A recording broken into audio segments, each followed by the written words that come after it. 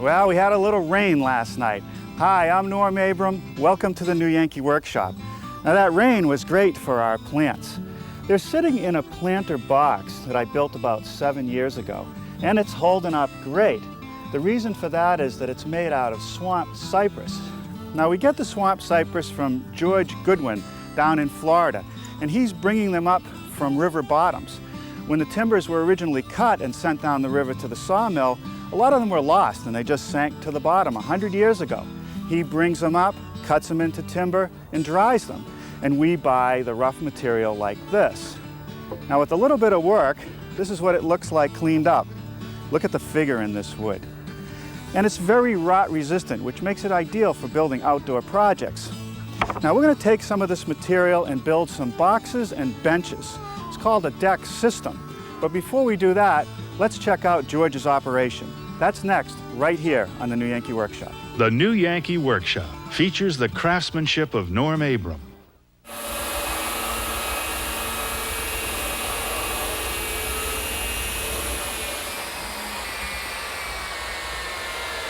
Today we're in Micanopy, Florida, south of Gainesville in north central Florida.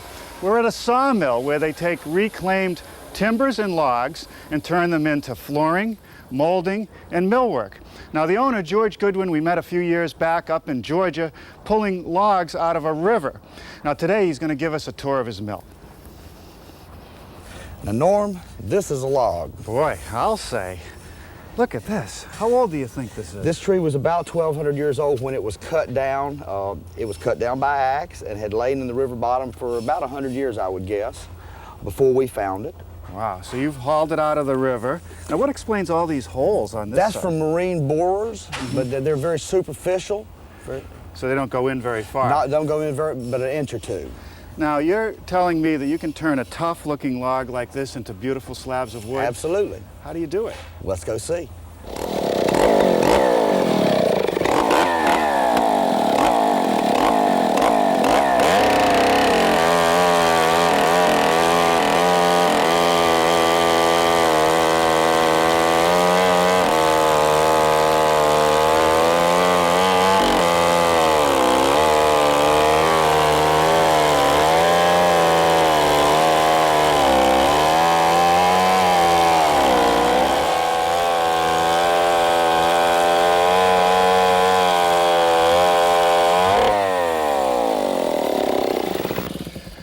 Well, George, that chainsaw mill does a great job on these big logs.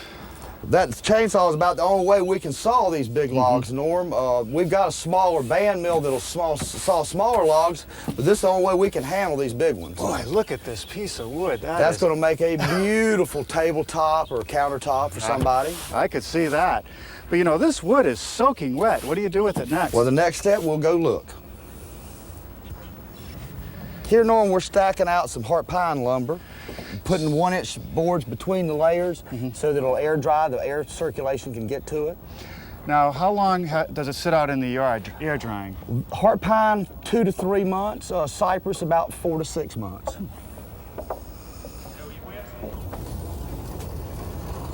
Boy, that's pretty slick, George. You're rolling in quite a pile of lumber into this building. Yeah, we're putting about 10,000 board feet into this kiln. It's a dehumidification dry kiln. So you're going to seal up this opening with a door and turn it on. So how long will it sit in the kiln? 7 to 10 days. We'll dry it down to about 6 to 8%. And then it's ready to turn into flooring or molding or sell it just as it is? Exactly.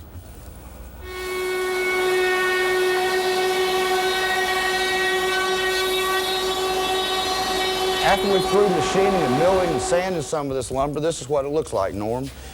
This is a real beautiful slab of heart cypress that's going to be a headboard for a friend of mine's bed. Wow, that's nice. That's a nice piece. This is some 10-inch T&G that we ran yesterday that will go into some flooring. Wow, can you imagine the finish on this? Turns it to that nice honey color? It's going to be absolutely gorgeous. We also manufacture 100% quarter sawn heart pine flooring. These pieces are going to end up in that floor in Key West that we were talking about. That's right, it's our This Old House project. Absolutely. Oh, and look at this. This is some fairly rare material. This is some curly grain heart pine. We find it in limited quantities every year. Makes for an interesting floor, that's Absolutely. for sure. Now I see you have some pieces of furniture here. Yeah, these are a couple of pieces from a limited line of heart pine and cherry furniture that we manufacture here in our shop. It was built the way furniture was built 150, 200 years ago. All hand-cut dovetails. Square pegs, round holes. Beautiful. Our customers also call on us to make crown moldings. That's a piece of 6-inch heart cypress crown molding. This is a piece of 6-inch heart pine crown molding. And this is the beginnings of a very nice door for a dentist friend of ours for his new home. Very impressive. If you need kitchen cabinets, here's some raised panel kitchen cabinet doors. Wow, look at that pine. And feel the weight. Very dense, very dense. Well, it doesn't look like you'll have much trouble filling an order for us. I'd like to get some cypress to build a project back at the shop. We'd love to do it. All right, thanks. Yes, sir.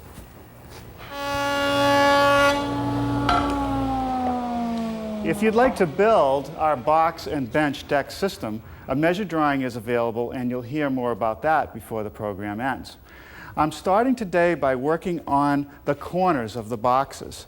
In order to get the thickness that I wanted, I had to glue some material together. I've taken 8/4 stock and 3/4 stock to make up the thickness. Now, it's very important that the joint where the two pieces are glued is nice and flat. So the first thing I do is take the rough stock and plane two surfaces so I get that nice even joint. The best way to do that is at the joiner. But before we go back to using power tools, let's talk about shop safety. Be sure to read, understand, and follow all the safety rules that come with your power tools. Knowing how to use your power tools properly will greatly reduce the risk of personal injury. And remember this, there is no more important safety rule than to wear these safety glasses.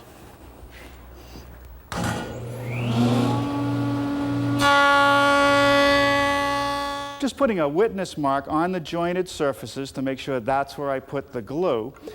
The next step is going to make it a little more efficient in the clamping operation. I like to clamp several sets together at the same time, but you can see when I put these together that it's an uneven joint, and that means I'll have uneven pressure on the glue joint itself. To help with that, I'm just going to run the other rough surface through my surface planer. Now for the glue up. I'm going to use a polyurethane type glue. And what I like to do is just run a bit down the middle of the piece. And you don't need a lot of this glue. You want to spread it out so that it's just a thin coat. I just use a piece of scrap wood to spread it out. Just sort of like a squeegee.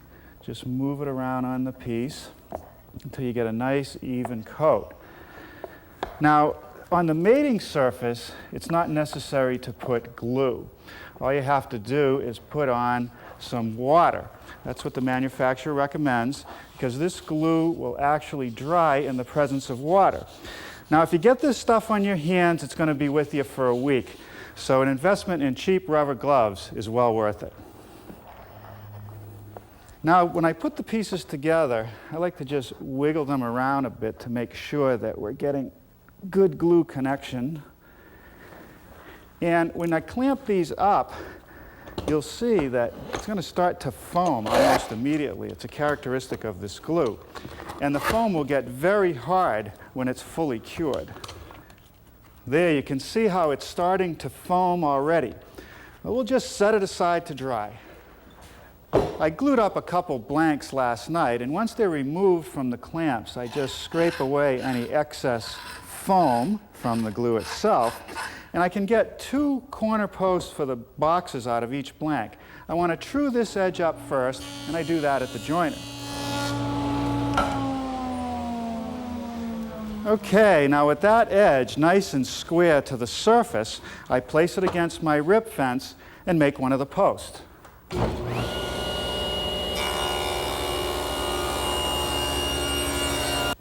The pieces that I have at this point are about 2 7/16 inches by 2 1/2 inches. I'm going to run it through my surface planer until they're 2 3/8 inches straight. The 4 posts on each box are going to be connected by some rails, which will also hold a panel. I'm using a mortise and tenon joint for that connection. I make the mortises in the post with my dedicated mortiser. I've set it up with a 1/2 inch chisel. I've set the fence so that the mortise is the right distance from the edge, and I have this hold-down clamp so it won't come up as I remove the chisel. We got a letter on our website the other day asking why we don't get burning when I make these mortises. The secret is to have a sharp chisel and a sharp drill bit, but more importantly, let the drill bit do the work. Don't force it into the mortise. The next step is to form tenons on the ends of the rails to fit into those mortises. So I've set up the table saw with the rip fence the right distance away to give me a 1-inch long tenon. I've raised the saw blade to 9/16 of an inch, and I just use my miter gauge to push the pieces through, making 2 cuts on each end. With the fence still in the same position, but the saw blade lowered to 3/8 of an inch, I've made a shoulder cut along the narrow dimension of each rail. The next operation is to remove the material to the saw cut that I just made. I'm using my band saw with a straight edge clamp, and I make that notch just on one edge of each rail. For the last few minutes, I've been making the cheek cuts on the tenons. Now I use this tenoning jig, which rides in the miter slot of the saw, and its benefit is that I can clamp these narrow pieces securely in place while I run them through.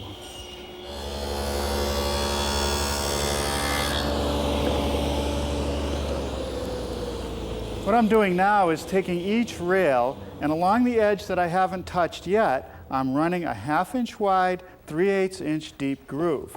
And that's going to be used to receive this 1/2 inch MDO board, which is going to make the panels for the box. Here I'm making a groove in one of the posts for the box.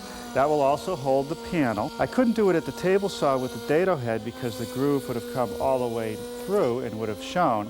Instead, I'm using a 1/2 inch router bit set up in my router table. And what I do is align with this split in my fence, the location of the mortise, drop it down over the bit so it's right in that mortise hole, push it through until I reach the other mortise, and then I have a groove between. For the panels of our boxes, we're turning to our old friend MDO plywood.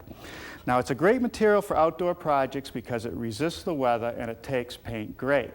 I can't tell you how many emails we get with people asking, what is MDO and where do I get it? MDO stands for medium density overlay. It's the facing that goes over the plywood substrate. If you can't get it at your home center, call your local sign maker because they use it all the time. They might be able to tell you where to get it. It's a material that you should be using.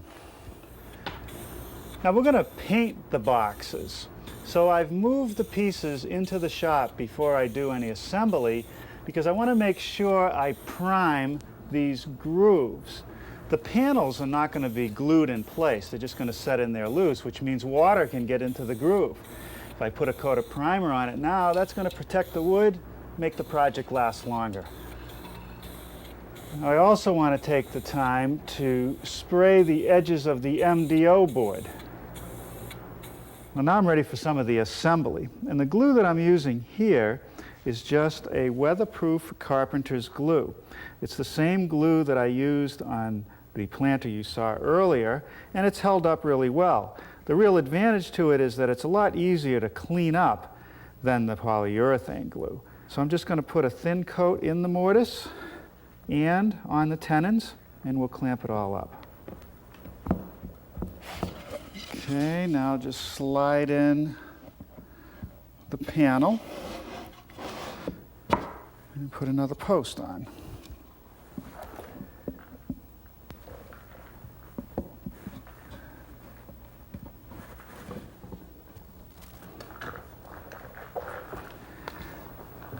Now that I have these two sub-assemblies clamped up, all I have to do is put in 4 more rails, 2 more pieces of plywood, and we'll have a box.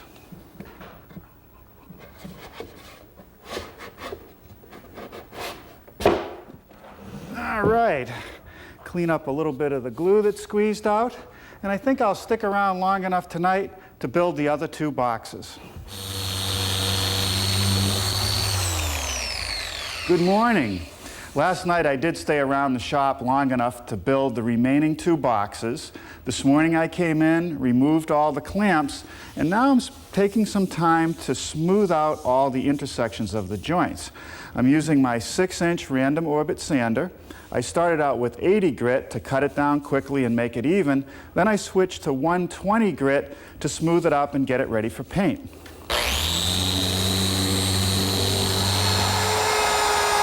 Now this step is not purely decorative. It's functional also. I want to make this top of the post and these corners people-friendly so that they don't get caught on sharp edges. I'm also going to chamfer the bottom of each post so that when you slide it around on the patio or the deck, it'll minimize any chipping of the legs. Now to do this, I'm simply using my chamfering bit with the ball bearing on it, which just rides on the edge. Here I'm just taking some time to break the edges at all these 90-degree corners. That way the paint will stick better. We'll vac these off, take them into the paint shop, and give them a nice coat of paint. I want to get a nice, smooth, glossy finish on these planters, and so I'm going to spray the paint on. I'm starting with a primer coat, and the idea is to just spray it on nice and even. Thin coats are better than one heavy coat. And after this dries, we'll put on the finished color. While we let the primer dry, let's start working on the benches that are going to connect the boxes. I'm going to make a bench that's about 48 inches long, which is plenty of room for 2 people, and 15¼ inches wide, which will fit between the posts of the box. We're using some more of our cypress, and this time we're going to leave it natural. We're going to let this weather. I have a framework for the bench made up of 2½ inch wide by 1 7/8 thick cypress. What I'm going to do at the corners is half lap the joint. I could miter it, but miters always open up. I could use a mortise and tenon joint, but I think the half lap will give me the most strength. Later, I'm going to have a field of slats, which will be set into a groove of the short pieces, and I've spaced them so the water will drain through. First thing I want to do is make those half laps.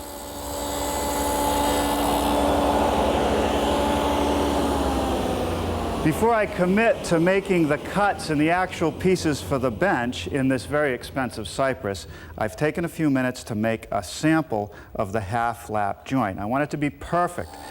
Now what I've done is set up the height of the saw so that it's removing exactly half the thickness of the material, and I've set the fence to make the right shoulder so that the piece will be nice and flush on the corner. Now the key to getting a nice tight joint like this is to have the stock perfectly flat. If it's twisted, you're going to have imperfections in the joint.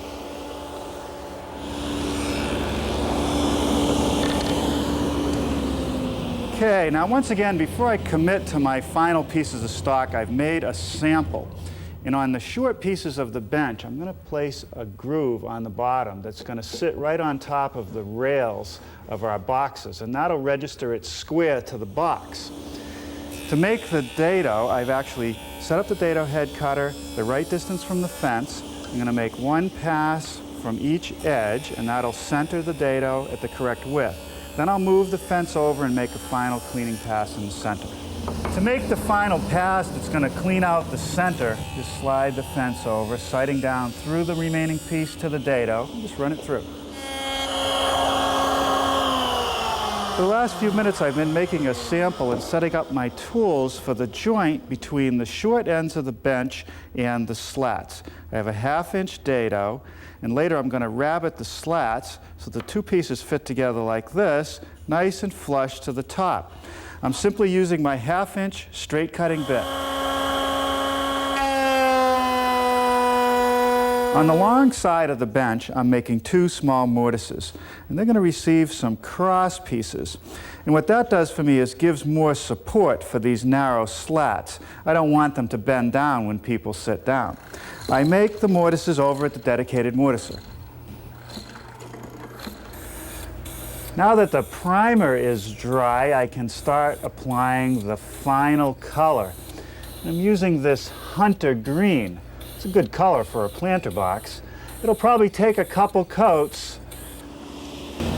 To make the rabbets on the end of the slat so it'll fit into that groove that I've made, I've installed a sacrificial strip on my rip fence. I slid it over the blade so that a 1/2 inch cut will be made, and I've raised the blade so that it leaves a 1/2 inch of material.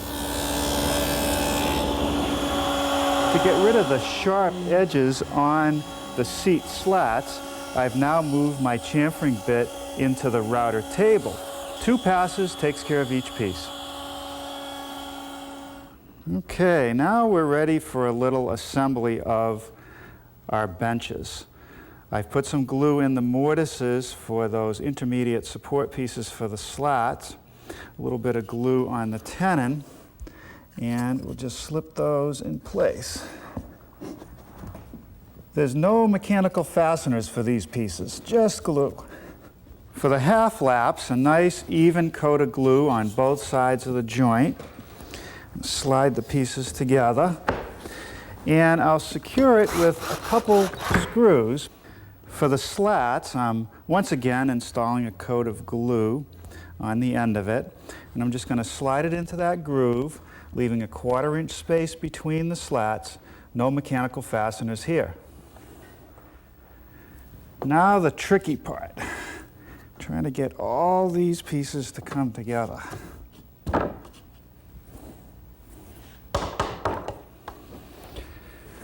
Okay, now I can flip it over and secure the half laps on the other end.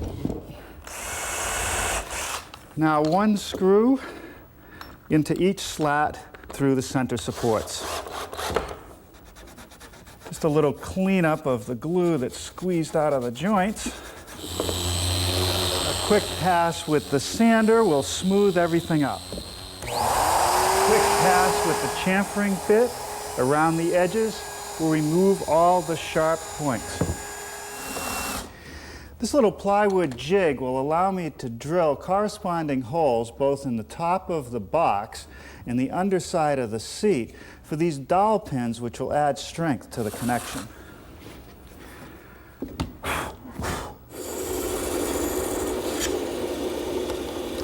I've just made some notches in the corner of some 1x4 pressure-treated stock, and those notches allow me to fit around the post of the boxes. I'm just going to put the pieces in, leaving about a 1/4 inch space in between to allow for some drainage for the soil that's going to be in here. The center one is just a little bit narrower, and I'll just secure them in place with some brads. Now let's see how these fit together. Line them up over the box. Couple taps down. Perfect. Let's check out the height. That's good. Plenty of room for 2 people on each bench. Now that's it for the woodworking. I wonder who I can get to help me with the plants. Well, I got lucky. I have a neighbor who's a gardener, and he agreed to plant the boxes. In this one, he put a dwarf spruce with some ivy. Over here, a dwarf pine with a slightly different ivy, and over here, a repeat of the first box. Now we set the system inboard on the deck. We could have put it out on the perimeter, and there it would act as a bit of a barrier. It's a good system. Once you learn how to build the boxes and the benches, you can build whatever you need for your situation. And you got to admit, it's attractive.